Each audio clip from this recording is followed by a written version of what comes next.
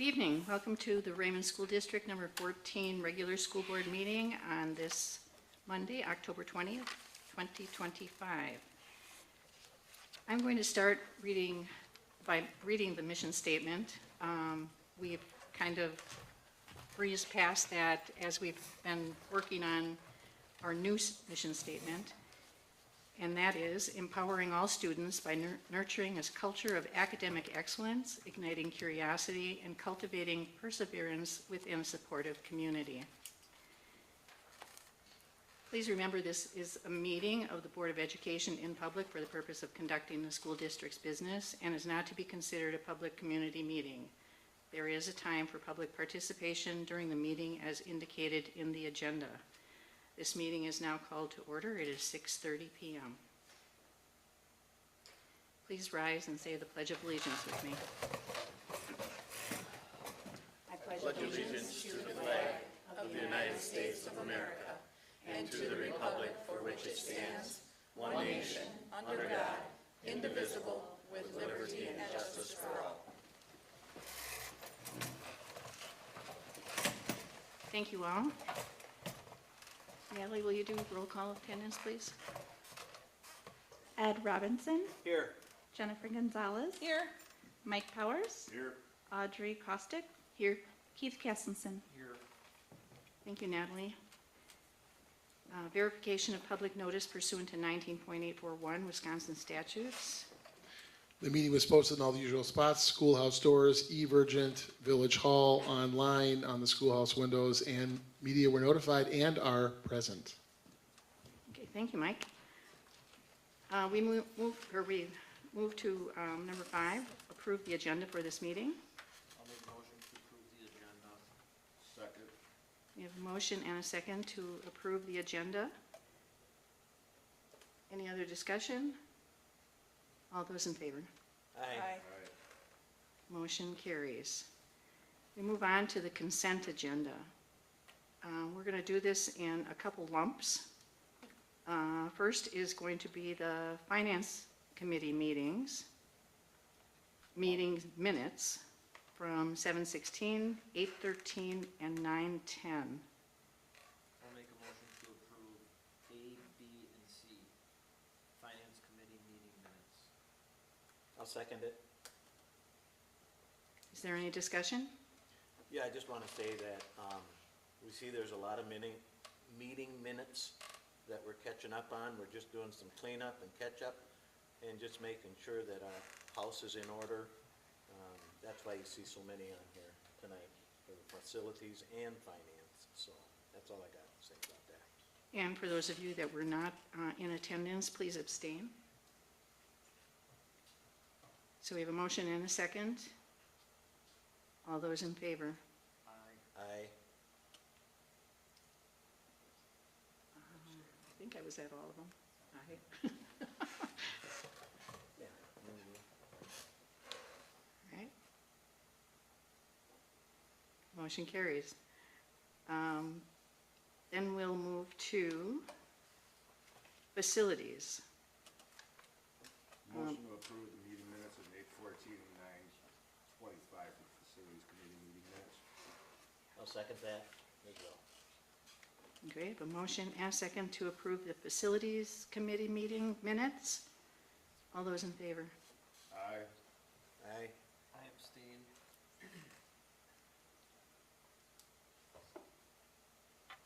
Motion carries. We'll move to F, approval of curriculum committee meeting minutes from 7:15. I'll make a motion to approve the curriculum committee meeting of 7:15. I second. All those in favor? Aye. Aye. Motion carries. Approval of workshop meeting minutes from 9:08. Move to approve the workshop meeting minutes of 9:08. Second. All those in favor? Aye. Aye. I abstain, I wasn't there. I abstain. Okay. Motion carries. Approval of regular meeting minutes from 9:15:25. I make a motion to approve the regular meeting minutes from 9:15:25. Second. We have a motion and a second to approve the regular meeting minutes for 9:15. All those in favor? Aye. Motion carries. We'll move to the financial reports, and I'll hand this to Jeff. Okay, so, we'll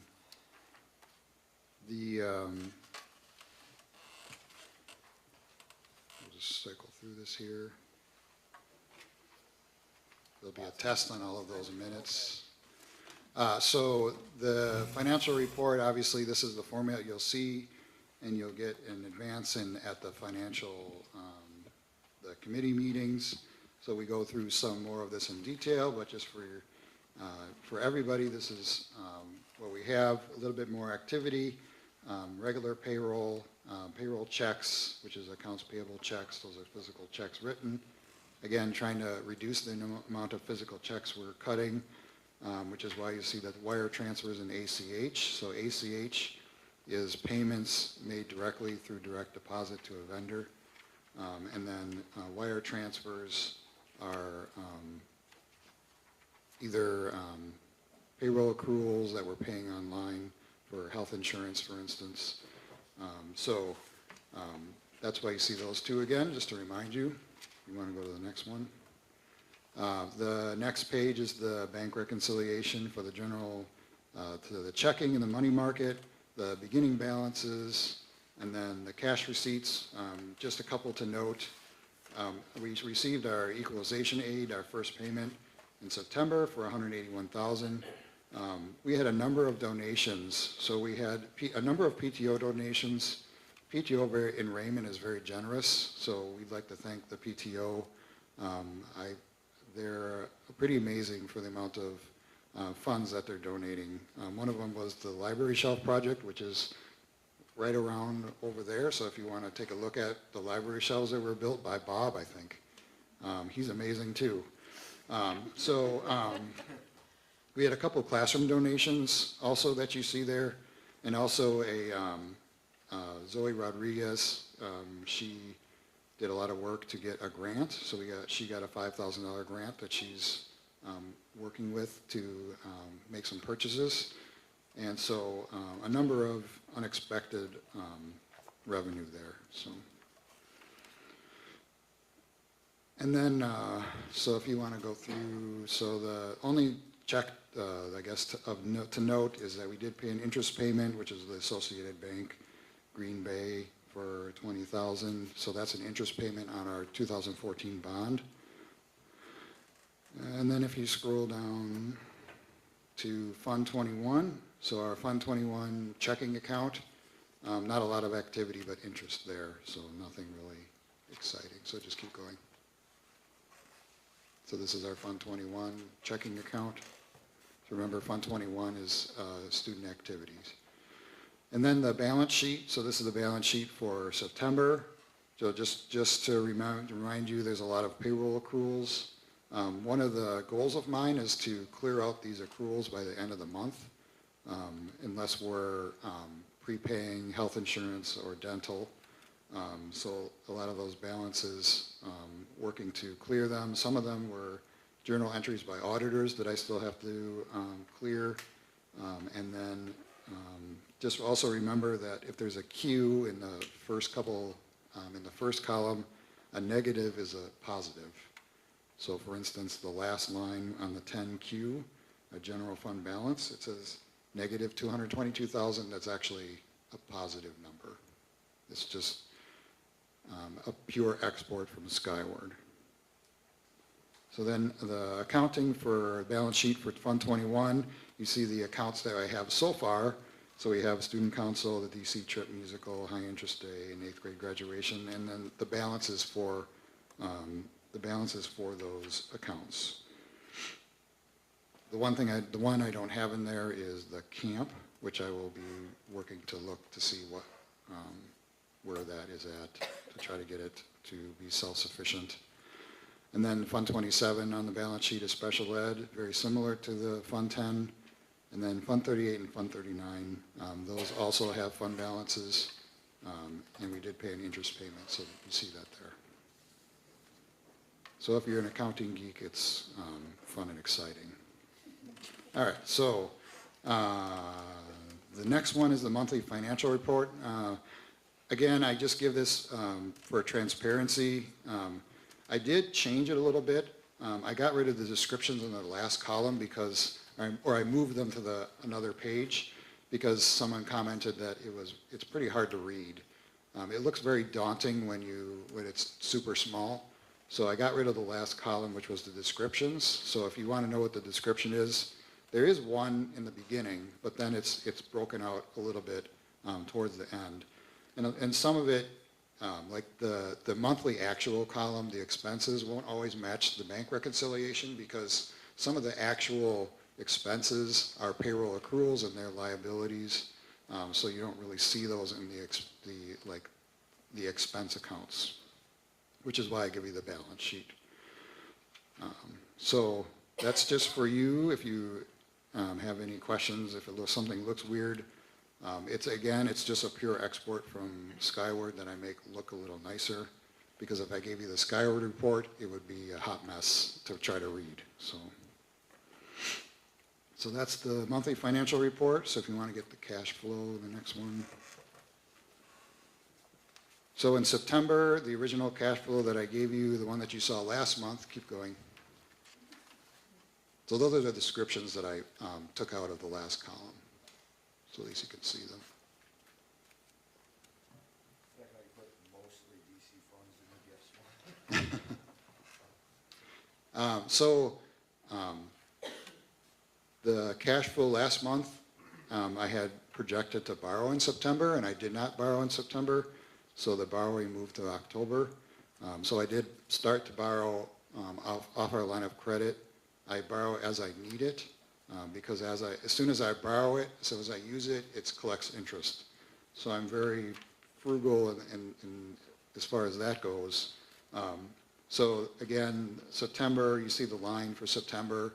It's the ending balance. So this is pure cash. So pure cash, $310,757, and then the next column is revenue, and then payroll, and then the check reconciliation, which is checks that were written, and then if we drew off our line of credit, and AP out again is checks that haven't been cashed. Those are physical checks, and then so the adjusted balance at the end. So then this will update every month, so you can see it as we go. And then the next page is the comparison. So you'll always see this comparison. It'll build as we have good comparisons. So right now we're in September, so we compare September 2024 to September 2025. Reason why it looks like there's a lot more revenue in 24 is because we had our state trust fund loan, and we didn't pay back the other loan yet. So that's why it looks a little bit out of whack. And then scroll down to the revenue side. I didn't have time to update this to the exact numbers because October 15th happened on Wednesday or Thursday. I think it was Wednesday. That'll be updated. It'll be close, but and then the chart again. If you scroll down to the chart, so it's not going to be drastically different each month, but it will change for actuals. And then again, the donations. I'm still trying to find a good process for those donations, so just highlighting them in the treasurer's report. And that's it for now. Thank you, Jeff. Is there a motion to approve the financial report? I move to approve the financial report. Second.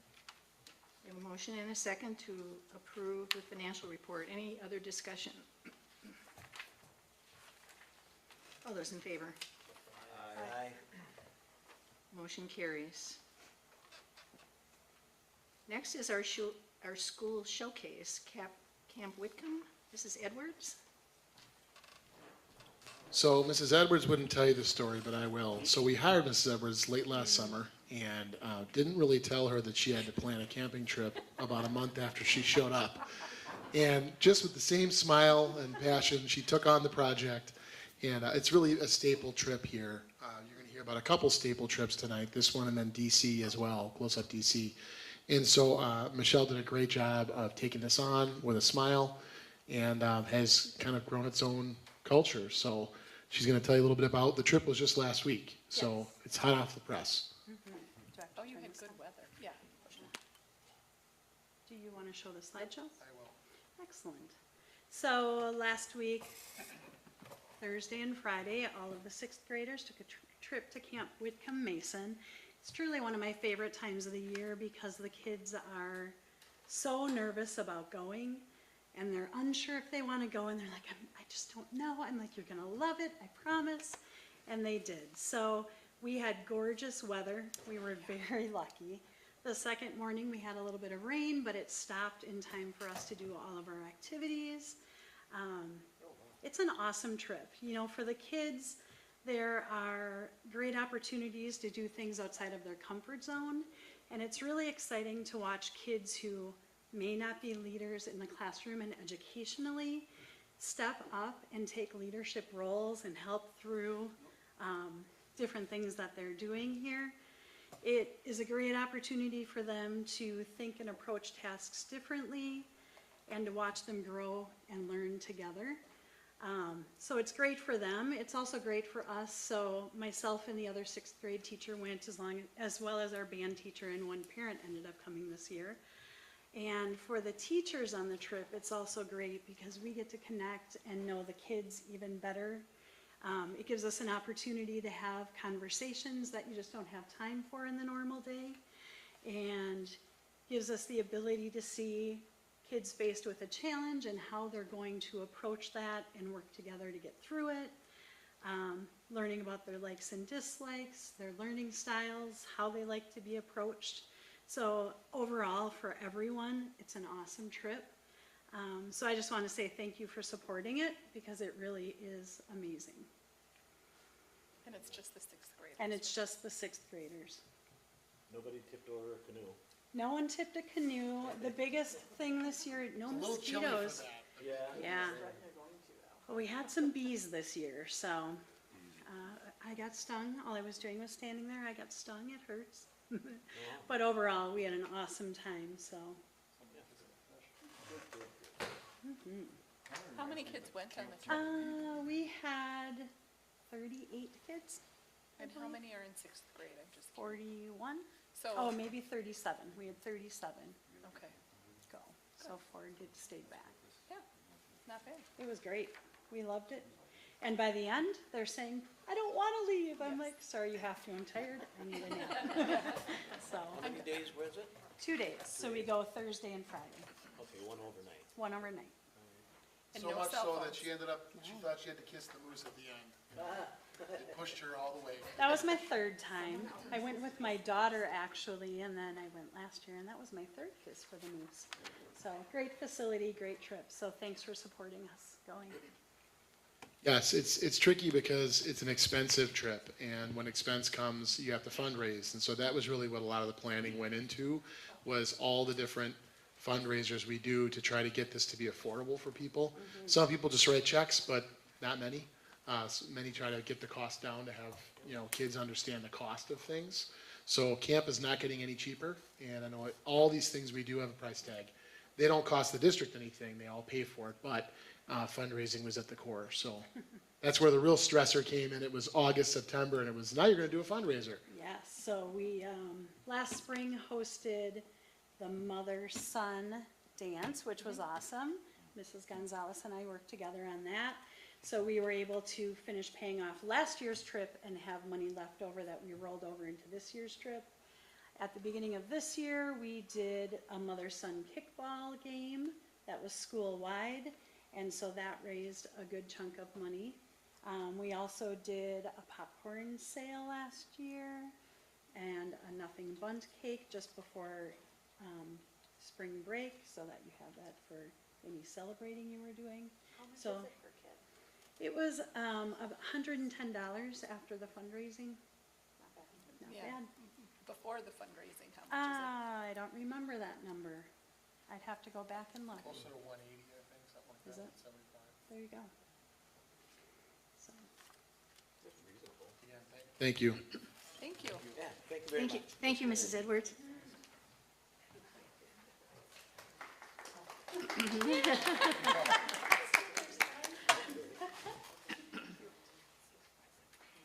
Move to the public portion of the meeting.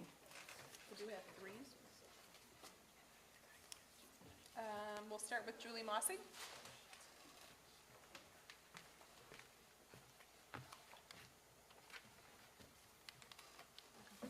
Hi, thank you. I have two short things. One, the annual meeting last week, maybe it's because I was at my 5th annual meeting that I understood things so much better, but I thought the collaboration between Mr. Genovese and Dr. Leach shows a lot of cohesiveness.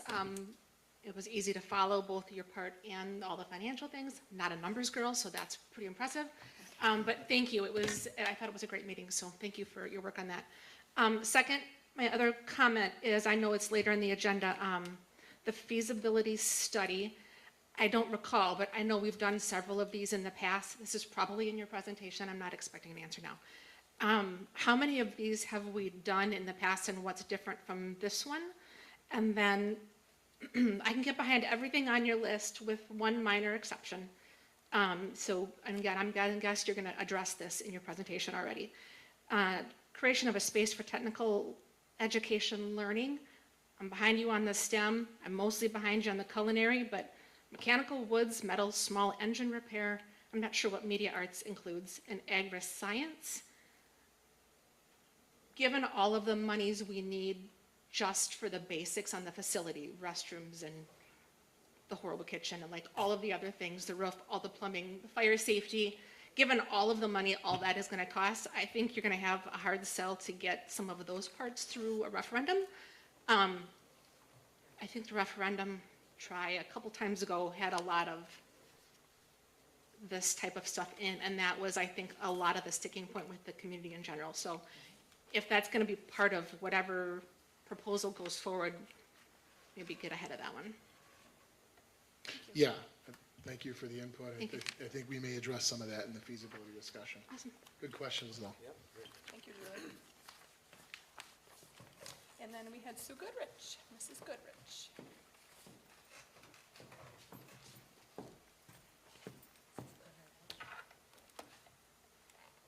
I just wanted to take a moment to give a public shout out and thank you to the community members and businesses who donated the portable air conditioning units that were in place when we started our 25-26 school year this year.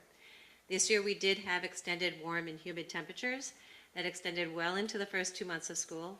And unless you've taught in a room full of students that is warm and humid and sticky, it's hard to appreciate what a difference that really makes. So we truly are appreciative to those who donated. I also want to give a public thank you out to the SC Johnson Company. I don't know how many people are aware that we take advantage of some free education programs that they offer through the Kaleidoscope Education Series. 5th grade alone is going on went on 1 and will go on 2 more. And SC Johnson not only offers this as a free opportunity, but they reimburse us for the buses. So they are really giving out into the community. I know 4th grade goes. I don't know if any of the other 6th grade goes, so we really take advantage of that. That's a huge, That is huge. yeah, it comes out of, otherwise we wouldn't be able to attend because we just don't have those budget dollars for those trips. So just wanted to thank both of those groups. Thank you. Didn't know that. And then Doreen. To mention the fact that the meeting for the September 10th finance meeting, it was not posted, and it says Michael Leach verified that the meeting was properly posted. It was not posted on the district's website, and Audrey, you were not at that meeting. There was nobody there at that meeting because it was not posted on the website. So you approved something that was wrong. And the fact that in the minutes for the September 15th meeting, it says a community member handed out packets. I handed this stuff out to you, and it says the community member concerned regarding the the committee meeting not being posted to the website. The meeting was posted in the usual areas and on the community calendar. It was not in the usual area on the website. That's why nobody was there. But I want to piggyback off of what Julie said. When I was running for the board, I checked out a lot of those different classrooms and stuff that you figured out. I went to contractors that I know. I went to companies to get stuff donated, and basically to renovate a room just specifically for a shop class, a certain type of shop class, is far beyond the means of this community. I went out and I talked to different companies about robotics, because robotics is something that's going to be carried through to the high school.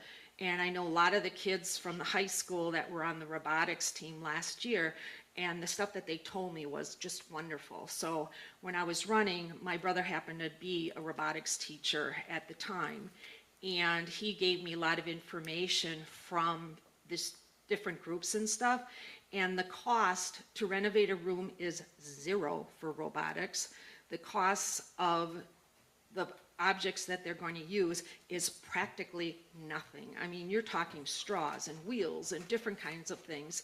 He basically did it, and this was 3 years ago now, for an 8-week class for 30 kids per class for less than $150 for all 30 kids.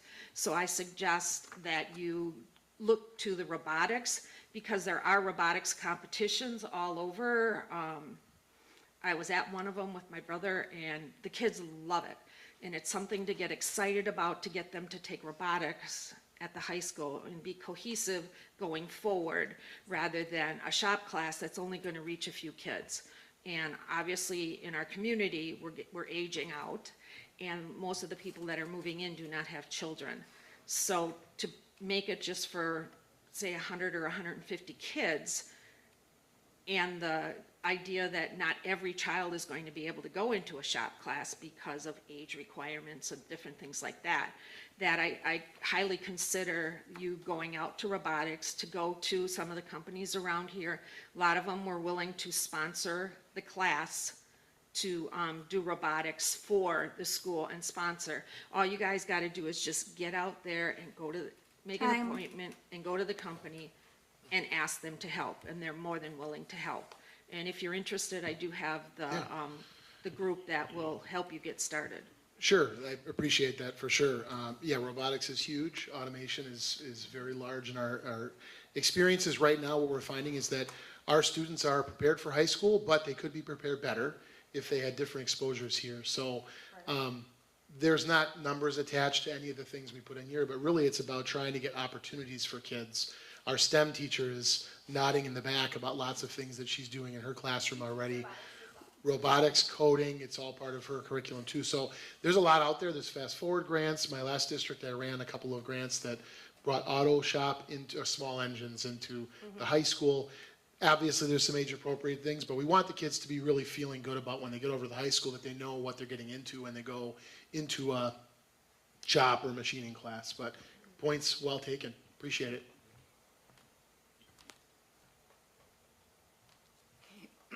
Thank you all. We'll move to district business, and first up is technology updates and approval of the library plan for 24 through 27. Zoe Rodriguez. Last month, we extended the packet of information to you that is going to be just kind of skimmed over here, because a lot of the contents were in the proposal that we gave you. We talked a little bit about library having a plan, and here is the library right standing here before you in all of its glory. Well, actually, we're in the library, so get to really experience this. So last year, Dr. Leach came to me and said, here's a library plan I have. How's that sound? And I was finding my footing, because it was my first time being a librarian. I used to be an ELA teacher, so I love reading, I love books, but it was my first time learning library. So we went with it, but this year I feel like I have much more of a vision, and I know a lot more about the needs of our library, and so I really took my time to come up with a plan that I think will make our library more and more successful as we go through the time. So I took our new school mission and thought about how our library could help us meet that mission. And so we're dedicated to empowering every student by fostering a love of learning and discovery. We want to nurture that academic excellence that we're looking for through a lot of different and varieties of resources in our library. We want to ignite that curiosity with engaging experiences and cultivate perseverance by supporting lifelong learning skills, all within a welcoming community that encourages something that Mr. Leach went too far for. Encourages, oh, I lost that word. Something in collaboration. I don't remember what it was. Growth. Growth and collaboration. Perfect. Growth's being eaten by the panther. It is being eaten by the panther. All right, so in Wisconsin, we follow the Future Ready Librarians framework, and so my goals are aligned with the Wisconsin goals that come from this framework. We're going to look at each of these wedges, how we are currently meeting them, and how we plan to further meet them. So first up, we have curriculum, instruction, and assessment. So right now this year, I have 7th and 8th grade elective classes that I see every other day. My 7th grade class is based around the book A Rover's Story, so we do a lot of robotics with that because we're studying a rover, a Mars rover. And then we also are hoping to do a rocket launch. We do a lot of data learning and data visualization because that's an important skill to be able to read data and learn data. And then we also do a lot of circuitry and 3D printing and all sorts of fun stuff. And I just went to a training on ham radio, so we're going to see how we can incorporate that as well. And then I also do library-related lessons as I need to. This is goals. Can you go back a page? Okay, I do library-related lessons as I need to. That's a smaller amount right now just because we have a lot going on, but I'm also starting next month going to go back to my monthly and bi-monthly STEAM lessons in our elementary grades. And then I'm working on a project with Miss A and Mr. LaForest for 6th grade since I don't get to see them. And then our goals, so I want to continue to provide those lessons, and I also want to create a bank of library lessons that teachers can use as well as STEAM lessons that they can integrate into their own curriculum because I'm just one person and I don't think STEAM should live on an island. I think it should be a part of everything. And then we're going to continue to update the collection and resources as we have them. And we actually already did one of these. We just joined the Wisconsin Schools Digital Library Consortium, which is an incredible consortium that allows our students to have access to ebooks and audiobooks. If you've ever used Libby with your library, it's just like that, but for school libraries. So that's very exciting. It's a very small cost and gives our kids thousands of books that they can access.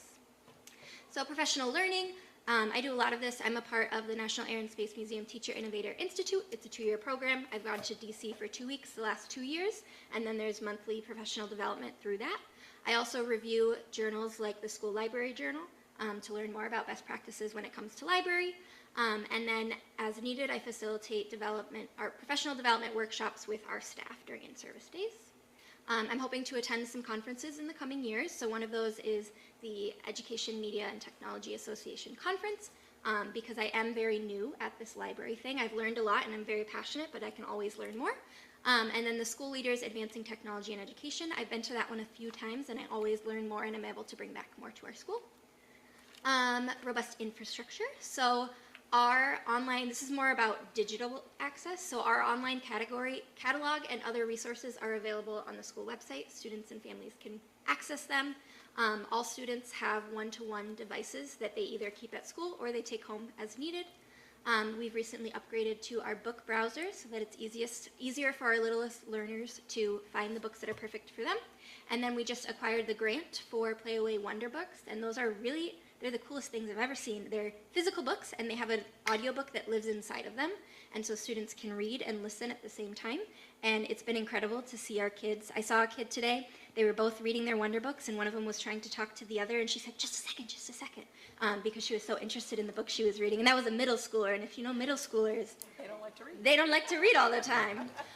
So that's exciting. I want to do more labeling in the library because I just want to continue to make it easier for our students to find the books that they're excited to read.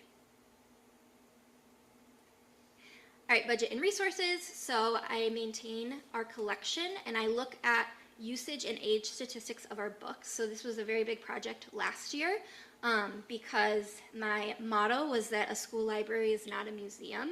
And in the way that we were treating it, it was very difficult for students to find books that they were interested in reading. We had a lot of books that were not in good shape. We had a lot of books that had outdated information, nonfiction. Some of it lasts a long time, like biographies, but if we're looking at computer science, a book's going to age out in 3 years. So it's important that we keep our books up to date and we remove things that aren't being used and aren't useful to our students, and we find things that are going to help foster that curiosity and love of reading in our kids. We get books from the Junior Library Guild monthly, and they curate a list of highly rated books for us. We joined the WSDLC, that's for our online books. And then I work with other staff to determine things that we need. I was just talking to our speech path about wanting more books that incorporate people who have AAC devices, so alternative communication devices, because I found we only had a couple in our library, and it's AAC Awareness Month. So finding things like that to improve the variety that we have in our library. Community partnerships, we hold the book fair. We're going to continue doing that. Our next one is November 18th through 24th. So get excited. We're going to do 2 this year because it was so popular last year. What? Will it be in here? We're still figuring that out. It's difficult because our spaces are used. We're going to get more than one register because that was a big issue last year. I talked to them about that. We might even get 3. And then figuring out the spacing that makes the most sense for us. And then I've been trying to host more challenges for our students to get involved reading with their families. I hosted a summer reading challenge that was a huge hit with students. I know a lot of people were concerned we weren't going to get our books back. We might have lost a few, but the number of kids who came so excited about the books that they read was incredible. I've never seen kids so excited, so that was awesome. And then our goals is to continue to hold the book fair, continue to promote reading programs, and then my long-term goal, I really want to start an annual STEAM night. I think that would be really cool. Not this year, we've got a lot going on, but it's definitely something on the horizon that I think would really benefit our community.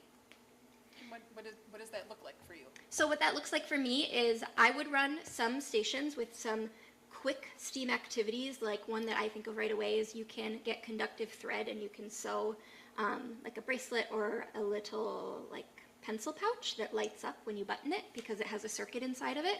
We could do some smaller 3D printing with our 3D printing pens, and then I would reach out to other staff who have incredible ideas and they could run things as well. So that would be a way to engage our community and engage our staff in some of the cool things that we do here. Data and privacy, so this is something I care a lot about. I make sure if we are bringing in an app or a program to our school that they follow all of the guidelines to keep our student data safe.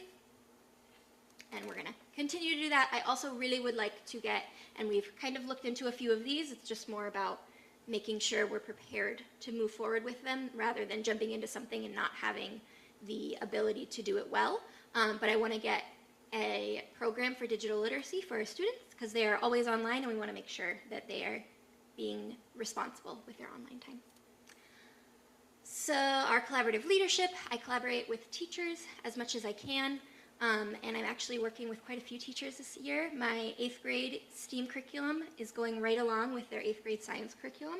So I talked with Miss M about some things that they were missing last year, and we're working on that. I'm about to do a data art project with Miss A. And then, like I said, in the spring, we're going to do a 6th grade project. And then hopefully, as the year goes on, I'll do more with elementary as well, where we can incorporate STEAM in their classes. And then our use of space and time. This is something I care a lot. I've been working really hard on to make this an awesome space for our students. So last year, the middle schoolers didn't have a scheduled time in the library, and we felt it was very important that they're here and they see what we have, especially with all the updates we've made. We've gotten a lot of new books. We've taken out books that nobody has read since I've been alive. It was fun to see that sometimes. Not really fun, but it was interesting. And then we make sure that they have book checkout time and makerspace time. It's been really cool because, especially as they get older, the students are actually completely handling the book checkouts. So they're our little librarians. And then we have our monthly STEAM lessons that will start next month. We have our elective classes. We have flexible seating options and flexible browsing options, which I think is really important. We used to have our earliest learners looking at spines of books, and I don't know if you've met a kindergartner, but they don't pick a book by the spine of the book. So our book browsers have helped a lot with that. And we're going to continue to make updates in our entire library. And then we're going to continue to keep it up to date. So I don't want a situation in 20 years where we have books that we purchased this year that no one's read in 20 years that are sitting in our library collecting dust. I want to make sure that we're keeping our library up to date so students are excited to come here. So not much going on. That was really good. I also have some incredible volunteers. Jennifer Hansen has been in every week, which has been awesome with putting away books. I have student helpers, but they're learning, they're doing their best, but it's nice to have an adult as well. And then my mom was here all summer helping me get the books ready for the book browsers. It was a lot of work, but she was here basically every day. She works part-time, so she came here and was such a good help. And I have a couple student helpers that were here all summer as well. So I have a lot of help to make our library the awesome place that it is. That is wonderful. Thank you. And thank you for all the information. Yeah. Zoe, you are outstanding. Oh, thank you. Committed, you got a lot of enthusiasm that probably passes on to the kids. That's fantastic. One thing I want to ask, have you given any thought to collaborating with like some of the other schools around here to see how their libraries are? Probably not going to be as good as what you want to do, but Yeah. maybe they got something wonderful. For sure. inside. I met with Yorkville last year, and I definitely want to continue. I talk with Jeff sometimes because he's around, and he knows what things are like. And then, yeah, definitely want to keep working on that collaboration. And that's another reason why I hope to go to the library conference, because there's librarians from all over the state we can kind of bounce ideas off of. So that's how big your library is. How big would you like to have it? Much bigger. And the biggest thing, so size is important in a library, but I think it's very difficult being in the cafe as well, because it can be very loud, and when you want a peaceful, quiet place to read and look for books, that can be difficult when you're right next to the cafe. So more than space size, it's more about having a space that makes sense for a library, in my opinion. All right, I'm going to throw on a different hat, and we're going to talk about technology. So our status of tech this year, Dr. Leach just wanted me to kind of go over what tech looks like in our school. So in pre-K through kindergarten, we have one-to-one iPads. We are looking to move away from iPads and into Chromebooks, and we're piloting that with our first grade this year. iPads are pretty difficult to manage, and so anytime we want to make a change or we need an update, it takes much longer than it should. And you have to pay for a management system. iPads are more expensive to maintain, and they lose storage so quickly that it's hard to keep updating them, and that's a problem we're running into. So we kind of took this opportunity as we are running out of the life cycle of our iPads to try something new. We talked with the teachers last year, and we're trialing it with first grade, and it's going very well. So the Chromebooks we got for first grade are flip and touchscreen Chromebooks, and so they are just like an iPad, but they are much easier to manage, and they're easier for students to use. And what I love is that there's an option for a keyboard, so if we want to start teaching them keyboarding skills, really basic and age appropriate, it's right there for them. We don't have to have something separate. So that's been going very well. We'll kind of have a discussion in the spring with the kindergarten teachers and see what they're thinking. But it is what a lot of schools around the state are doing, and it's just a much better environment to work with, and then we're cohesive throughout the school. So first grade has those flip Chromebooks, second, third, and fourth grade have touchscreen Chromebooks, and then in fifth grade they get non-touchscreen Chromebooks so that they can practice using that touchpad. They always get a little frustrated in fifth grade, but it's a good skill to be able to not just touch something, but use a touchpad and learn how to scroll and all of those things. Our staff have window devices that we manage. Our network is managed by Skyward. There's some things that I can do here, but being a network manager is a pretty big role, and this is my third year in this job, so we're not quite ready for me to take that on, and Skyward does a really good job. Compared to when I first started this job, they were here at least once a week, every week in the year. Now it's once a month, once every other month. We reach out when we need to, but we really are in a much better place here. We've kind of cleaned up a lot of systems that were very messy and caused a lot of failures, and so it's a lot more self-sufficient here. And we still have them if we have an emergency. Last year we had an issue where our internet went out, and it was really relieving to be able to call someone who's an expert at that. That's their only job versus me, who has a number of jobs, who can just handle that for us. I have a ticket system for all staff issues, so if we have a technology issue for teachers, if it's an emergency, they radio or they call me, we figure it out, but for the most part, they'll put in a ticket, and we actually work with the admin team as well. Some of the things are more in the office side of things or in a Miss Marty side of things, but that's how we kind of make sure that things get done, because if it's an email, it can get lost very easily. And then for student problems, I have open hours at the start and end of each day, where students can come to me if they have a broken device or a broken case, or they're just struggling to figure something out. And we fix it there. We just implemented Go Guardian, which is very exciting. We've had Hapara for the past few years, and that's a program where teachers can see their students' screen, share things out, but Hapara was not the best system that's out there. It had a lot of glitches, and their support was pretty poor, and so when we ran across the glitch that I couldn't fix right away, it wound up being weeks and weeks of trying to find the solution. And so when we ran out of that contract, we decided to look into Go Guardian, which is the most popular one, not just in our area, but around the US. And it's much more robust and cohesive. And with that, we were able to get a really good price on a filter as well.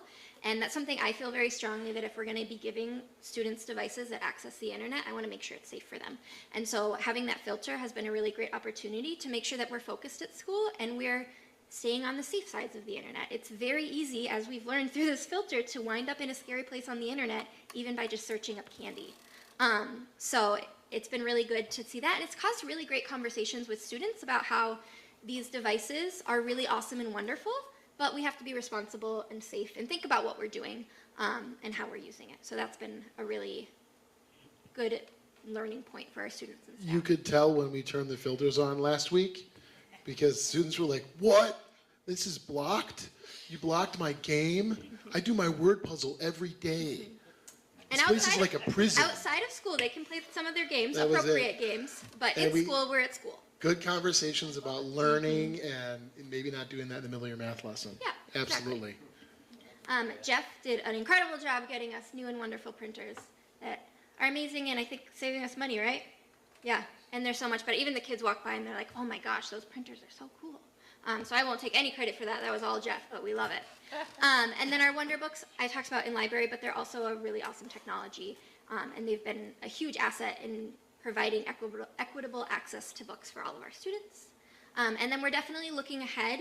Our phones, as I'm sure if you've called Raymond, aren't always great. So that's something we're kind of investigating at better solutions for in the future. So do you think the school network and IT stuff is pretty outdated, or are we keeping up? What do we So need to keep up? we're pretty kept up. The biggest issue that will come around in the future is that, so there's enterprise equipment and then there's just like the normal equipment you'd have in your home. We don't have the enterprise equipment, we have the normal equipment. So when it comes to updating, it might be a situation where we either have to continue not having the enterprise equipment that we should have in a school building, or do a pretty big update because they won't work together. So we are updated, and our students, I think, are getting the access that they need to be future ready. But we definitely, purchases in the past haven't always been best purchases when you're thinking of a school environment. The technology changes so quick, it's Yeah, hard to keep up. absolutely. Very good. You did a wonderful job. Thank you.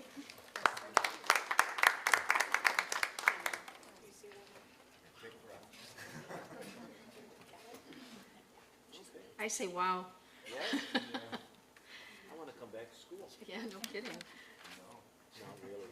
Okay, we'll need a motion to approve Zoe's technology update and approval for the library plan for 24, 20. Motion to approve Zoe's presentation.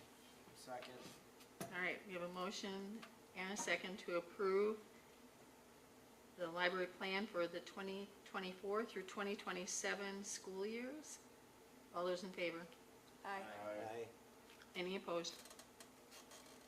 Motion carries. Next, Sue Goodrich is going to start our next trip to DC.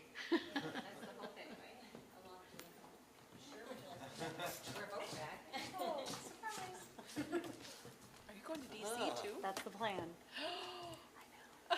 Okay, so we have been doing historically the Close-Up DC trip for years past. We did a presentation with some of the students after they came back this last June. So we go every other year with a kind of a break in there when nobody was traveling anywhere. But we'd like to continue moving forward again. Katie Fueling and I have done it for the past 2 trips, and looking forward, she said, you know, I think it's probably time for me to stop, and I'm ready to kind of pass the baton. And Mrs. Edwards has stepped up to the plate and said she would like to do that as well. So I think we'd make a great team with that. And so we'd like the board's approval to go ahead and begin planning for the 2027 trip, which would be this year's 6th and 7th graders. So it'll be What time of the 7th and year is 8th that? graders next year. What time of the year is that? It's in the spring, so it falls late May, or late April, early May. So a year and a half. Mhm. So I'm thinking Tanner will be in, so it'd be next year, so Tanner will be. Yep. Yep, so this is, it is, as the information shows, it's an optional trip. So it's something that we do outside the regular school hours. It's open to anybody who's interested and eligible to go. We do a lot of fundraising. That's the donkey basketball event is our biggest fundraiser. But we've done the Elegant Farmer, there was O&H Kringles, We've done ice cream sundaes. What else have we done? Bake sales outside of the school. They did a rummage sale one year, so we get the parents together and brainstorm what are some of the ideas that they may want to do. One of the things we haven't tapped into in the past is the opportunity for students to just kind of reach out and get financial support without, somebody getting a sponsor. So we might kind of travel down that avenue. You can only do so much fundraising, and sometimes people say, I'd rather just give you money rather than buying 3 pizzas or whatever it might be. Hit up the grandparents. Right. Right, exactly. Area businesses. Yeah. Just talking to my nephew about that this weekend, that their school, he goes to Gifford, and he's going on the trip this year in 8th grade, because they only do 8th grade now. And a lot of theirs are self-donating people, because people are just getting worn out from all the fundraising activities.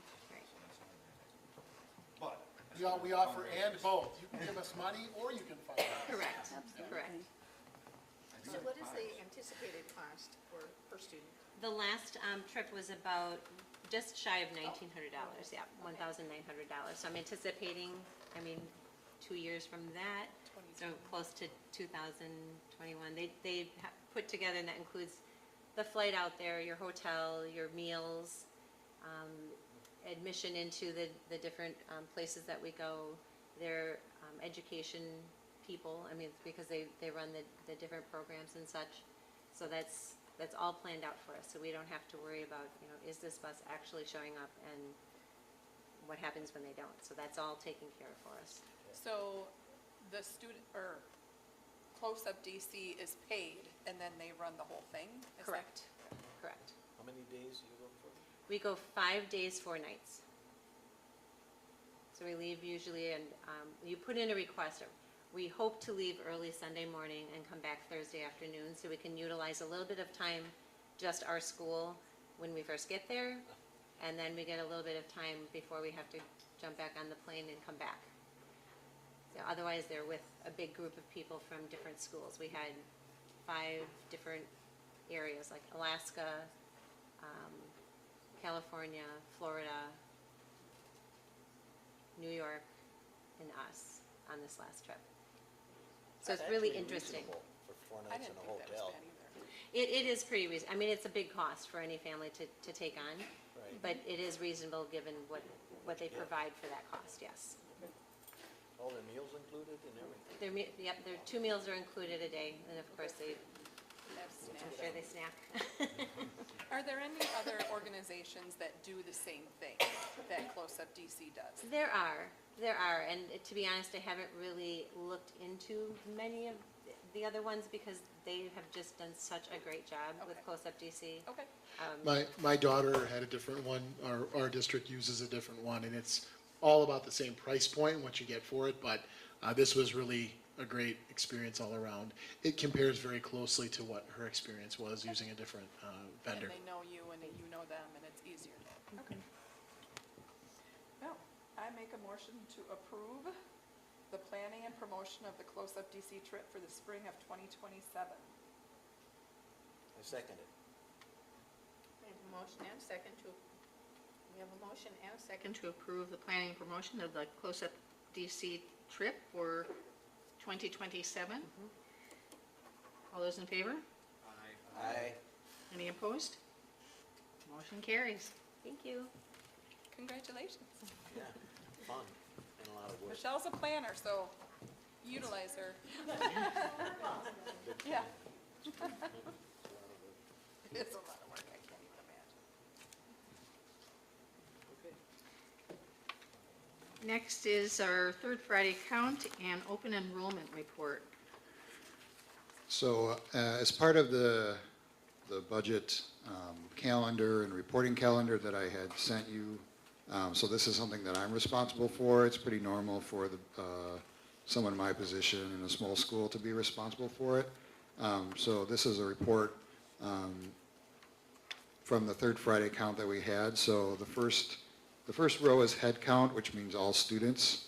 So you see the preschool DPI changed their definition of 4K. Now there's no hours associated with it. So it's 23 4Kers, 46 5K, and then 319 grades 1 through 8, so a total head count of 388. And then the non-residents, which is open enrollment in, so it was 126. And then the third line is a resident, so this is residents that are open enrolled out of Raymond going to a different district, and that's at 45. And so the summary is a little weird, a little confusing, but so this is the resident total. So essentially, it's the 388 minus 126 plus 45. So the resident, the actual number of residents is 307. So the residents out is on the bottom, but it's part of that calculation. So that 307 is used in our tax levy discussion. That's not the actual number, because an FTE of a student is not, like a 4K is not a 1. So it's not, the number we get for financial reasons is not 307. It's close, but that's pure head count of residents. And then on the right, you see the estimated revenue for open enrollment. So open enrollment in, 1,300,000-ish. And then the estimated expense out, so those 45 kids, some of them are special ed for in and out. So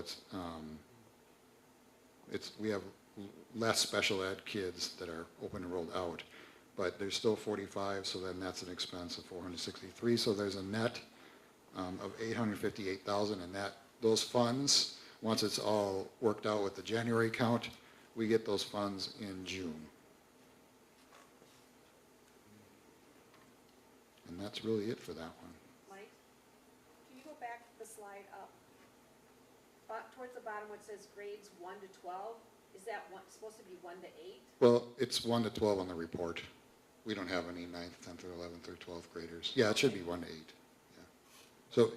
So Raymond's responsible for, I mean, we could have a 9th grader, I suppose, but, or I don't know, so. Oh, so in that count, that didn't count kindergarten or 4K, right? The 255 doesn't. So there's 4K, which is 19, there's 5K, which is 33, and then she's right, it's 1 to 8. Yeah. Okay. They just say 1 to 12, and sometimes I get focused on the wrong thing. There's no approval, it's just for information. Any other questions? No? Okay, thank you, Jeff. We'll move to the adoption of final budget for the 2025-2026 school year. Yeah, so six days ago, I think it was, we had the annual meeting, and I presented a budget in a different format. This format I like much better, because in the larger format, it's hard to tell, really what we're spending our money on. I mean, it's also somewhat hard to tell here. So we have 364 accounts. So this is broken into objects. So it's split into buckets. So the first page is revenue. So these are our revenue buckets. So what you see is the 23-24 actuals that were audited. 24-25, it says unaudited, just because we haven't got the audit back yet. But our numbers in our Skyward matches what the auditor has in their trial balance. Otherwise, I wouldn't have been able to submit our annual report. So it says unaudited. It's mostly audited. Some surprises come up because I just did the special ed report. And sometimes DPI comes back and says, hey, you have to change this account to this. So that's why it says unaudited. And then the 25-26 revised budget. And then the variance from 24-25 actuals. So the budget versus the actuals. For the revenue side, there's some consistency, but the numbers change in some of the bigger buckets. So the 211, so there'll be an account number. So all of the 211s are property taxes, and then resale is buying something and then reselling it, like banned books and stuff like that. And then you see the other revenues, and so all the 200s are local, so they consider property taxes, rentals, investments. Those are all local revenues. And so obviously the largest revenue is property tax, which I'll talk more about in the levy. And then you'll see the variances on the right. it's just a pure budget number, so these are my, what I'm anticipating for our budget. The property tax number is the actual number. That one's not going to change when you approve the levy, but the rest of them are predictions of mine based on some history, and most of them won't have a high variance except for some of the things that I'm changing in some of the accounting. So the 300s are state sources, so mostly open enrollment, so 345 is open enrollment. That's most of our revenue in those accounts. In the annual meeting, DPI, the biennial budget increase open enrollment, so that's why we get an extra 173,000, which helps a lot. To be completely honest, we're 2 or 3 teachers short. So this is, it's good news for that. And then the 600s, the 400s and 500s are expense side, so that's why there are none. So the 600s are, the 300s are interdistrict, which means exchanging money between districts. So the 600s are state sources. For instance, equalization aid is the big one for Raymond. Raymond actually was one of the 30% of districts in the state that received more equalization aid. 70%-ish of districts receive less. So we receive more, so we're thankful for that. But that's the biggest one in the total revenue from state sources. How do they determine who gets what for that? Yeah, thanks for asking. So the equalization aid formula is very complex. It has to do with the expenses the year before, so from the 24-25 expenses. It has to do with your residents, and then the equalized value of the district. So there's an interplay between those big 3 numbers, and they have these very complicated calculations on how much you spent per student based on your equalized value. So last year we didn't spend that much money per student, so then you get more equalization aid because they think that your community is I don't want to say not supporting you as much, but they're trying to make up that community money with some more of the equalization aid, even though it's not enough. But like for instance, Yorkville gets less equalization aid because the community is supporting them a little bit more with tax revenue. So there's a weird interplay. I did do a big analyzation of it when I was in school, and it's pretty daunting. But it's not too hard to understand. It's just hard to explain. And that's probably not a good explanation. So. They go off residents, actual residents? It's the 3-year average of residents. Not the kids? No, it's actually a 6-year average of the residents, which I'll show you a little bit later. But one of these days we'll go through that formula, maybe in a board workshop. It'll be the most fun ever. So. I'm going to be sick that day. Yeah. And then, so like the state biennial budget gives money into this big pot, and then the formulas change, and then they figure out what it's all split amongst all 400 districts or 460 districts, and obviously Milwaukee gets a big chunk of it because they have more students. So it's kind of this, you just get slices of the pot based on those 3 factors. So. I think Keith is thinking about how can we get more. The only way, it's a lot for us, I think. The 1.2 million is quite a bit for our total revenue. So it could go down next year. It could go down, it could go up, Okay. yeah. If you have more students and you spend less, you'll most likely get more, I think. That's what I'm thinking, so. Yeah, it depends how much they put in the budgets. I apologize, it's not a good answer, but it's hard to explain. A good future workshop topic. Yeah. So then the 700s are federal, mostly We have a small rural schools grant. It's a federal grant that we get. It mostly pays for our technology. That's where that 40,000 is. And then the 800s are special financing. Last year we had $900,000 in operational revenue. And that's why it looks, the total revenue on the bottom maybe looks a little bit skewed because that $900,000 is technically operational revenue. But still with that, we're getting roughly $200,000 less in revenue without those, that $900,000. So then the next pages is expenses. The 100s are salaries, pure salary, and reduced a few salaries this coming year. And again, I'll just emphasize it. We need I was a teacher for 15 years. I think we still need 3 teachers, and it's probably like $100,000 per teacher with salaries and benefits. But we're working with it this year. I'm pretty amazed by how the teachers are doing this, but it's a reality that we're in. The 200s are benefits, so all of the benefits combined. Obviously, the biggest benefit is health insurance. Our health insurance is January 1 to June, so that's easier to budget for. 300s are personal services, so you see all the services like,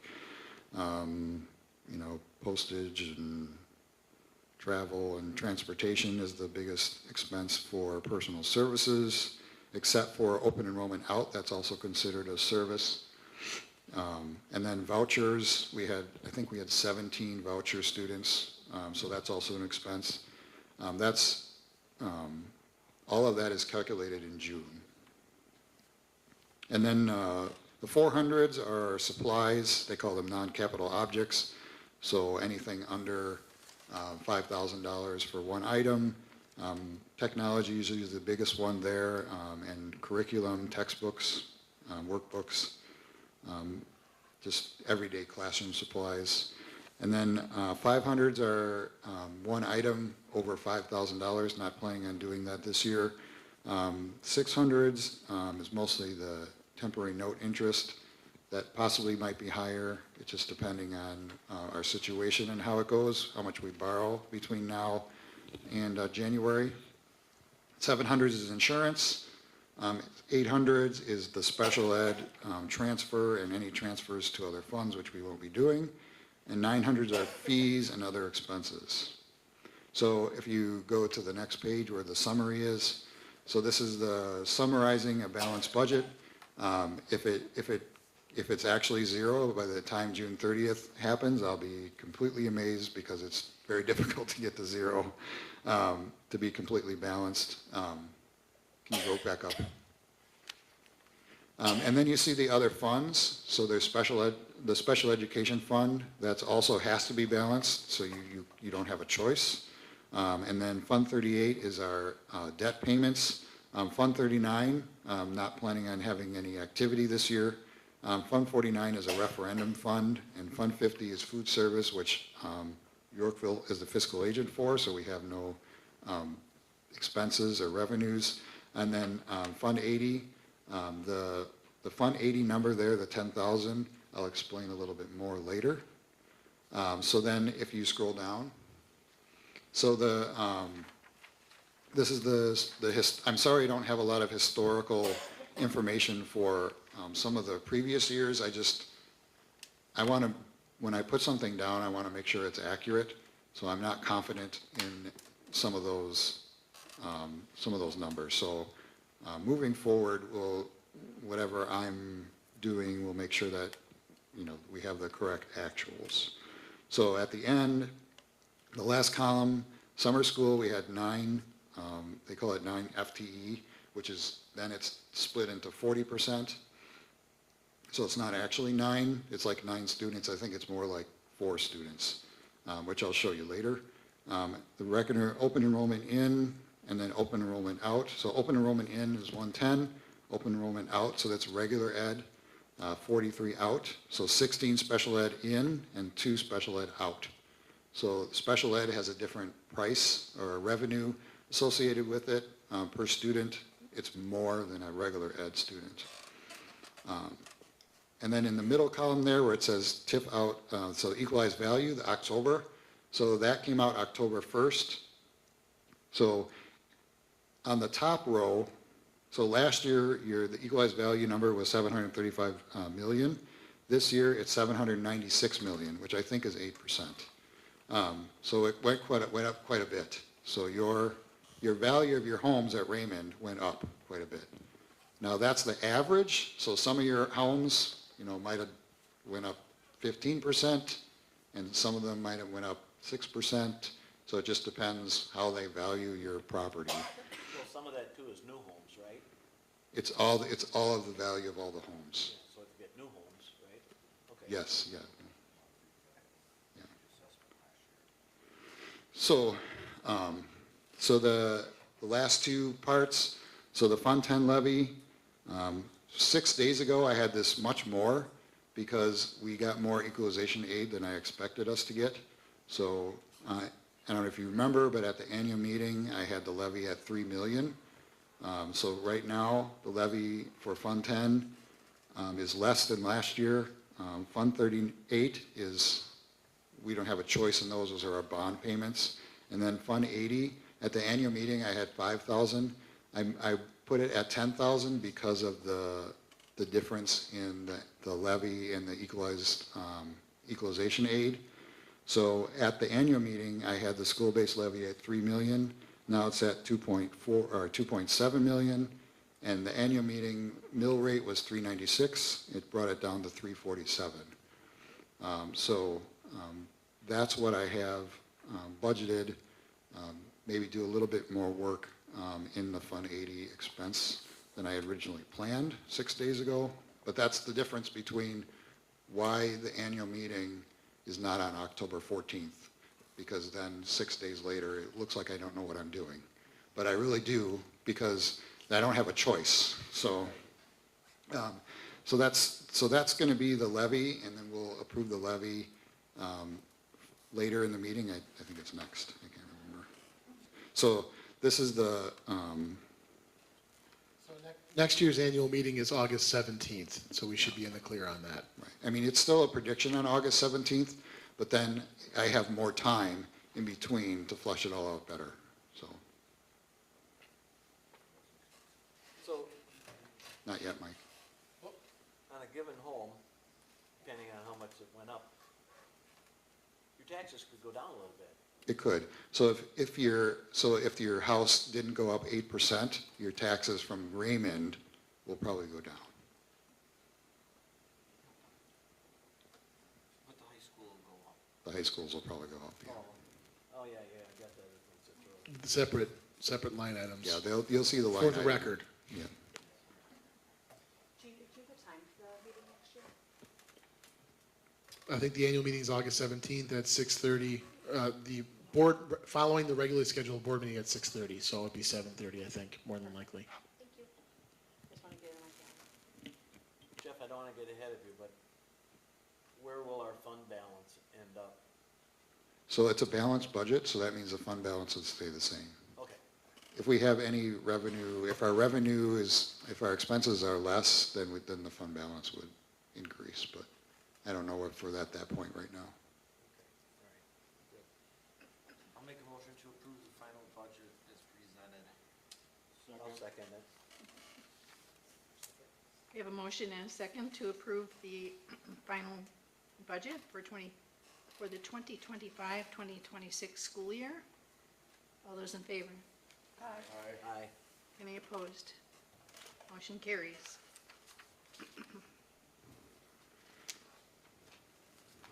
Okay. Next, we move to the tax levy. Yeah, so this is how I get that. If you scroll down, you can do it now, yeah. So this is called the revenue limit worksheet. So that every school district in Wisconsin, this comes out. This is why we had to wait till October 15th. Because on October 15th at 11 a.m. this year, they came out with this worksheet, and nothing has changed on this. I don't change anything on this worksheet except for anything that's in pink. So everything is set already based on reporting. So the first like they call that, it's not really a line, but if you scroll up, there you go. That first area, they say line 1. So this is from the previous year, so 24, 25, they do expenses and revenue that you got. So this is all, I think this is all revenue actually. So this is all revenue that we received last year, which is in the formula. That's later in the formula, and then if you scroll down, so our ability to levy is based on, technically, there's two numbers, from 22 to 24. So you're doing your summer FTE, and it's 40% of that. So, for instance, in 2024, there was 11 summer FTE, but then you only get 4. So that's like 4 students. So, like if you get $11,000 per student, that's 44,000. So, and then they take that number and they put it on the right, so that's 310. And then they take another 3-year average from 23 to 25 to last year, to this year, sorry, 2025 is this year. So they do the summer FTE. So this year the summer FTE was 9, which we get 4. And then we have so the FTE for September was 298. So remember, it said 307, but it's not because 4Kers aren't 1. And then so that FTE goes on the right, pushes over to 306, and then they do a calculation. They give us some money for declining enrollment, so that's 48,000 because there's a loss of 4 kids. And then they put it in that calculation there, and then the equalized value is on the bottom in the yellow box, so that's where from before, I showed you that 796 million, that's the equalized value. And then they push it all to the next page. This is all one big Excel sheet. I made it look a little nicer and a little bigger. And then they go through the calculations of your base revenue from the left, from last year. They do the membership value or averages. They give you $325 increase in the revenue limit. If you've ever heard them about, they talked about the $325 per year for 400 years. That's where that number is on the revenue limit worksheet. That it's under the 11,717. So we're able to levy $12,042 per student, and so that equals 3,800,000-ish. And then there's a couple other calculations where they go down. We get energy exemption from our bond. From the 2014 study that was done. We essentially pay the bond, but we get some revenue for it. We had some uncounted pupils, which I didn't budget for. That was a nice surprise. I think it was because of the membership audit, and that's 29,000. And then the voucher deduction was 182. And then on the bottom is where you see the revenue limit. So the Fund 10, the general fund, and then Fund 38, and then the Fund 80 levy. So then from the budget, keep going down a little bit, please. So those things in pink are the things that I enter, and then it calculates on the right, on the very bottom, where we get the $3.47 mill rate, and then the $2,700,000 levy. So the levy is $2,764,342. And I know I went really fast, so I apologize. I just don't want you to be here for hours.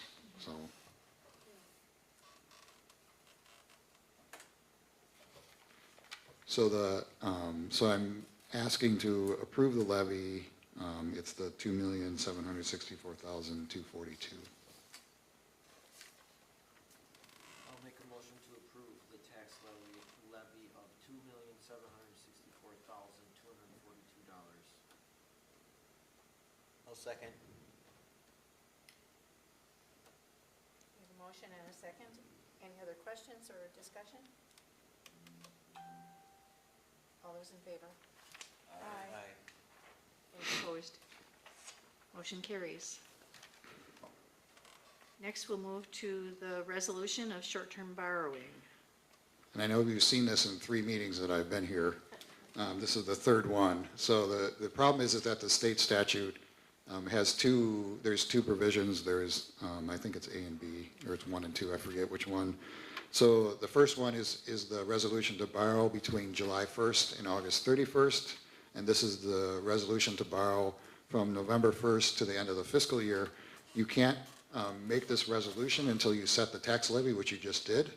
So now we can do the resolution for short-term borrowing. When we set the tax levy next year in August, then we don't have to do this 3 times. So this is the official one after you set the tax levy.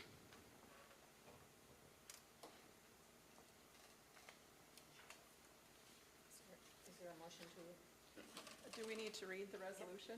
Yes. Okay.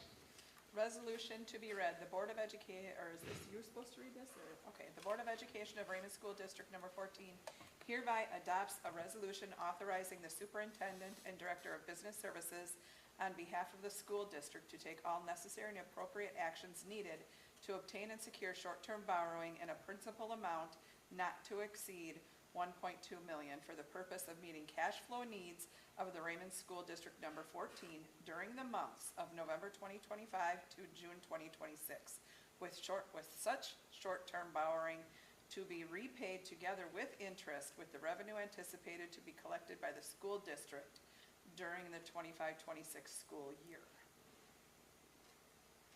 Second.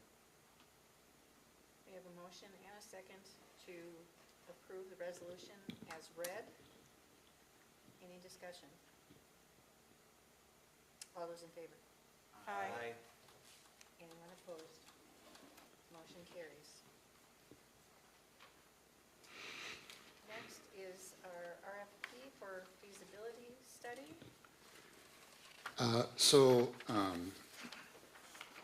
The purpose of the RFP is to find either an architect or a construction manager that will look at the building and do a study. And I think there was a study done that in 2023 or 2022. And the reason why we're doing this now is because, well, a couple of reasons, that we had a couple failed referendums. I'm not sure if the previous facility study was done the way that we wanted it to be done. So this feasibility study, you essentially, in my experience, is they give you, they look at everything. And I know that we highlighted some things, but they basically look at everything and they will price everything. And then you say yes or no to like items. So for instance, at Yorkville, when we did the feasibility study and facility study, they had, put in a courtyard of learning and, there was an expense to it. And we said, I don't think the community is going to be voting for a courtyard to learn in the back. So we said, that's great that they did all that work to study it, but we said no. So what we did instead is, we picked the pieces that we thought that were at the most need. And I think at Raymond, we're looking to do the study. And what happens is, if you look at the timeline, it's just literally to pick the company that's going to do the feasibility study. They'll come here, you will interview them, and they will tell you how much it's going to cost. Some of them it costs nothing. Some of them it costs $10,000.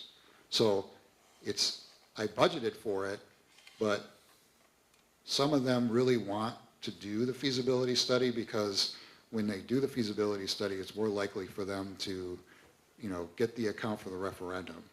So if we do go to referendum, if we're looking at the building, just one simple thing that I discovered that when I had the phones looked at this last week, we have copper lines going into the building, and AT&T is not going to rip up all those copper lines. So there's a permanent hum to our line. We have copper lines going into the closet, and then we have the copper lines going to these other boxes that are like converters to have voice over, to have IP phones, but it doesn't fix that hum. And those boxes are also old. I think they're like 10 years old. So that's just one small interest in, just highlight of one thing that I saw. And if you talk to Bob, there's a lot of work that needs to be done. But then again, you have to rein it back a little bit. The community, what is the community going to be able to, how are we going to communicate that we need to fix some things? So this RFP is just purely for you to choose the company. It's not a commitment to work. It's not a commitment to this is what we're going to do. It's purely on the company that we think is best to do this study. So that's all this is. And tomorrow I will send it to all of these companies because they are very, very, very, very eager to do this work. And I just think the last couple referendums were not. I don't want to hurt anybody's feelings, but I don't think they were communicated properly. So this is mostly, one of my, I've been through, this is my third referendum. The first referendum I was at, I was the communications person at the district that I was at. So I ran all of the communications and all of the meetings and did a lot of that work with the construction companies to communicate to the referendum, to do the facility study. We went through everything. And then I did that same thing in Yorkville. And so sort of bringing some of that process here that I think needs to be done. So that's the purpose, really the only purpose of the RFP is there's no commitments. It's just, if you look at the timeline, it's just picking the company, and that's all we're doing. And then the company will do the study. They will recommend to us, what they find, and then we'll say, we're not going to have, the whole driveway redone, and we're going to, this is what we're looking at, so that's it. So feel free to ask any questions you want, but it's just purely to pick the company for the facility. This is all done as a very public process. It's meant to be integrated, and people can come to the meetings and be a part of them. No decisions have been made. We just made a laundry list of things that came out of strategic planning, as well as curriculum desires. That's kind of where the CTE question came in. Kind of that future-ready vision that you heard from the very passionate Ms. Rodriguez. So how do we get kids to where they have to be? But also, how do we get the building to a spot where it's, maintainable for the future with all the things we have on our mind? So it's not making a decision yet by any means, but just picking a company. I have a question. So when you say picking a company only, so we're voting to pick a company now, or we're just voting for the request for a proposal to be sent out? Yes, that's all you're voting for. So Jeff, if you send it to 4 companies, then we're going to pick the company out of the 4. Yeah, so I'll send it to, I think, 15 companies, maybe more. I have a list. It's all the big ones, and then the administrative team will get the bids in, and then the administrative team will show them to you, but recommend probably 4 to interview, and then they will come at a board meeting and they will do a short presentation on what they can offer, and then you pick one. And that's when we'll get the cost from each company? Yes, it's in the bid. You also said when this feasibility, when we do decide on a company eventually, they'll reach out, do a lot of the legwork, going out to the community, see kind of things with them, and gauge their reactions to what would happen if we did go to referendum, correct? Yeah, some of them do a better job at that than others, so you'll be able to tell right away.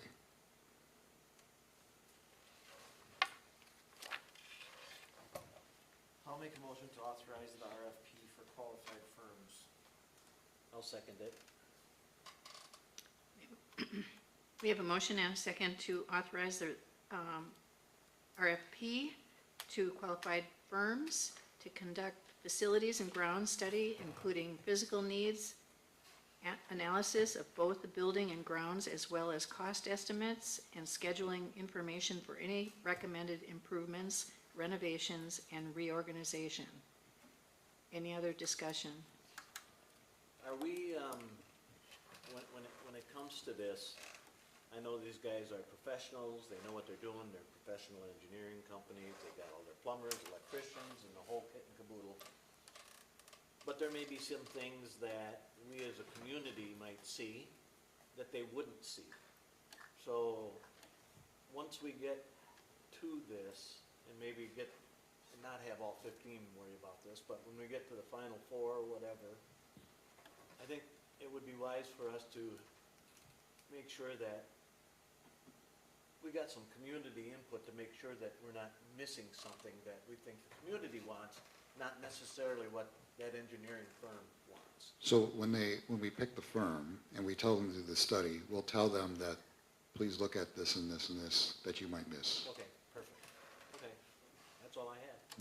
Okay, any other discussion? All those in favor? Aye. Any opposed? Motion carries. Next, we move to the committee reports. First is curriculum. We're having a meeting on November 3rd coming up. There you go. There's no report really. Okay.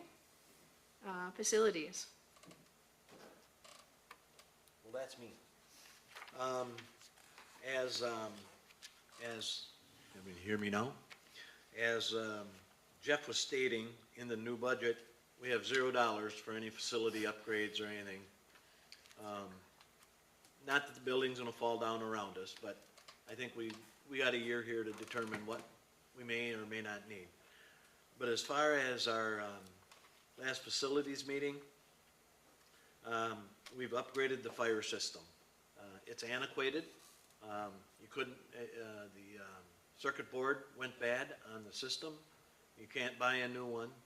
So we found a refurbished one, and the company put that in and took care of it, so we're up and running again now with the fire system. Our upgrade for the control for our HVAC stuff is up and running. I don't think Bob needs to tweak it anymore, but as he learns more about it, he may do some tweaking and ask for some more help, but that's doing what it's supposed to do. The data wrangler, which is monitoring our electrical usage, those folks are sending in reports, showing where all the electrical usage is. There's a couple things that I want to ask for that I know they can offer up, and we'll have some talk about that later. And other than that, that was about it. It was a short meeting. So that's it on the Okay. facilities. And then next is finance. And in the finance committee, basically, it was everything we saw tonight. So there's no more discussion there. You killed it, Jeff. Good job. Yeah. Okay, personnel had no meeting this month. And policy? Our meeting is November 17th from 3 to 6. We got about a nice 3 to 4 hour meeting coming up. Okay, thank you. Administrative reports. Miss Dr. Leach. That's right. Yeah, at the time we made this agenda, I was Mr. Now I'm Doctor. Look at that. It's been a great fall, great start to school. We had a PD day that was wonderful last week, just to get everybody together and kind of take a moment and just pump the brakes. Parent-teacher conferences went really well. We are looking to survey our families about communications, parent-teacher conferences, et cetera. So it's already gone out to families to try to gauge their interest in how we manage our calendar as it relates to professional development, and moving forward with, possibilities for next year for professional development. So, fall sports are done. They're all set. We're already moved on to boys and girls basketball. It's been great. This fall season's all experienced great growth.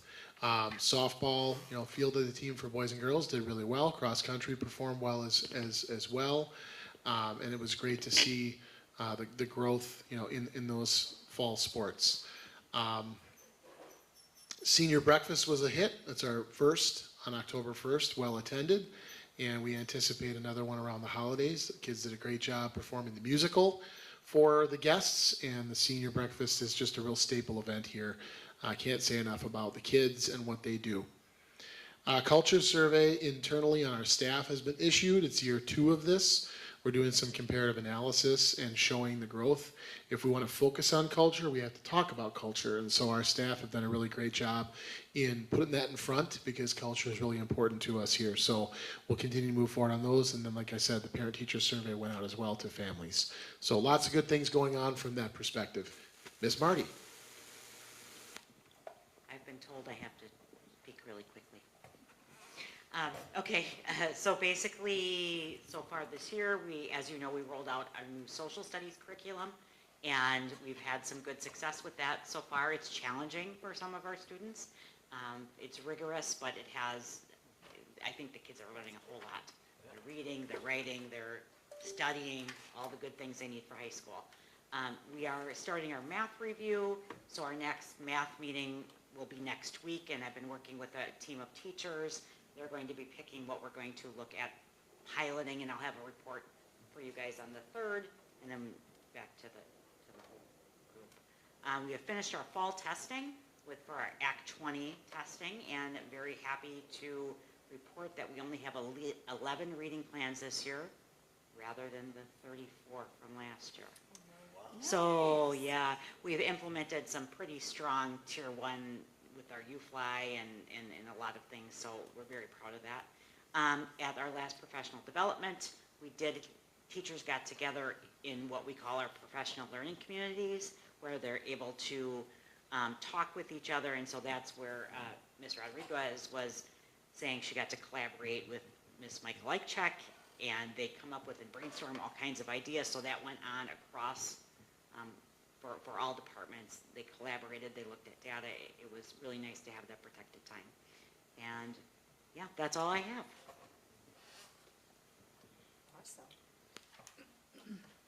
Awesome. Board comments. Well, I just want to say that Jeff, and of course the whole administrative staff, you have brought the whole financial thing into something that I think we can all look at and say, good job. I mean, we can all understand it. You explain things well. I can see you're very frugal, so that's really a good thing. You know, and like I say, I got 4 grandkids here. The whole staff, I mean, they're enjoying school this year. I've heard nothing but good things about teachers and the whole staff. So school's doing great, and I think you're all doing a good job. So that's good. That's all I got.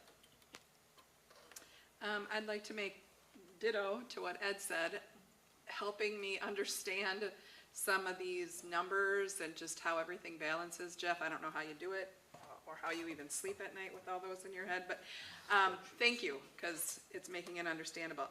My mom was here for the senior breakfast, and she absolutely loved it. She thinks the kids are so respectful, and even Tanner was respectful that day, which is a big thing. So I love that you guys do that, and thank you for that. And I'm excited about tomorrow's pep rally for pink, for breast cancer. My kid is so excited. Dad and him went shopping for some pink boys' clothes because he wasn't going to wear my pink stuff tomorrow. So I'm really excited about that, and collaborating with Yorkville, I think it's going to be pretty cool. So I love to hear about it tomorrow night. Thanks. Just go a little bit with the fall sports. Miss Michael Eichcheck and Mr. Schwach, Joe. I just call him Joe. I've known him a long time. They did a really good job with the kids. I got to help out with their last game and actually the scrimmage game between both of them, because I was actually going to help coach for Joe because he had to do something, but they didn't need me, so I ended up umping, and that was a good time getting to see the kids run around and play. I hope I get more involved with that next year, because you guys know, if you know me, I play a lot of softball. So to pass it on to the kids was really cool to see. And parent-teacher conferences went really well.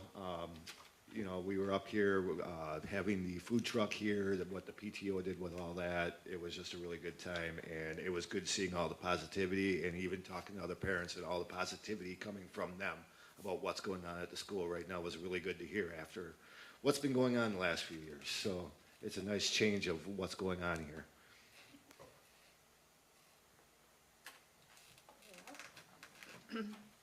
I'd also like to thank Mike and Jeff and the admin team for all of the efforts you have put into making things better. And I truly appreciate that. I'd also like to remind everybody of Trunk or Treat, which is this Friday. I believe, does it start at 4? Oh, no, 5:30. So don't come at 4. Oh, You set up your trunks at 4:30. It doesn't start till 5:30. 5:30, okay. I'm sorry, I thought it was Please 4 don't come at 4 to 4. 6. Okay, Unless you're setting up a trunk. We're setting up a trunk at 4:30. okay. You might be disappointed if you come at 4. It's sponsored by the PTO, and they give generously to our school, and so I'd like to see them supported. Great bunch of gals that run that. Yep. And then also, just another mention of the game tomorrow, girls basketball with Yorkville, and it's pink out, so wear your pink. And that's all I have. Next, we'll go to business and correspondence. Again, we'll mention that the annual meeting for next year is moved to August 17th. It will follow our regular board meeting.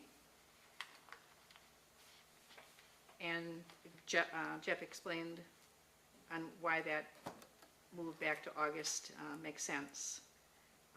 Our next board workshop is Monday the 3rd at 5:30 p.m. And our next regular board meeting is Monday, November 17th at 6:30 p.m. And that concludes our business for tonight. Is there a motion to adjourn? Motion to adjourn. Second. We have a motion and a second to adjourn. All in favor? Aye. Motion carries. It is I wanted to thank you 8:11. for your passion up here. You really were very impressive, so. And I did.